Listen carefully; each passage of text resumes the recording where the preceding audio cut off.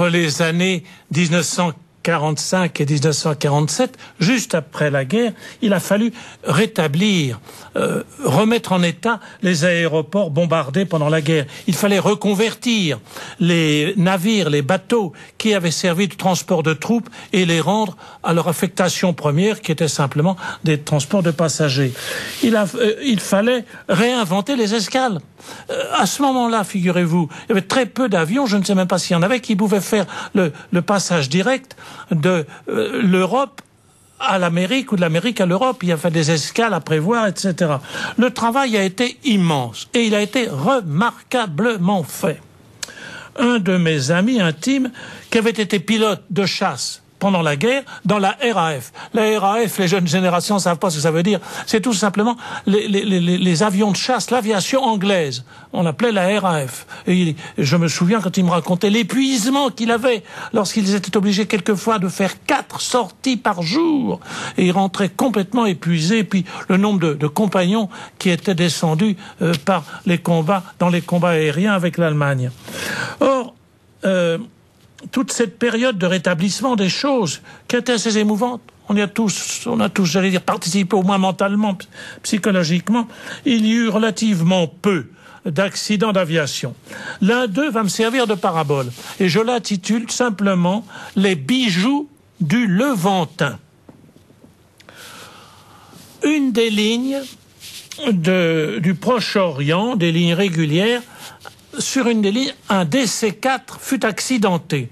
Oh, l'intelligence, l'habileté du pilote a été remarquable. Il a réussi à se poser à 800 mètres des côtes turques et à poser son avion à plat.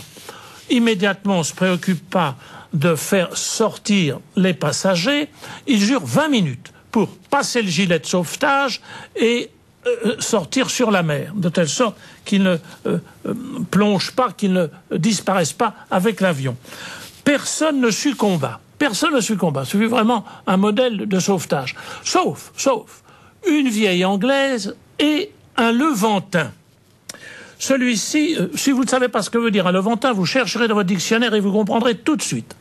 Donc celui-ci avait en effet avec lui une réserve importante, très importante, d'or et de pierres précieuses. Et il les avait suspendus au-dessus de son gilet de sauvetage, malgré les réticences et les recommandations du pilote, au-dessus de lui, juste sous le cou, en avant.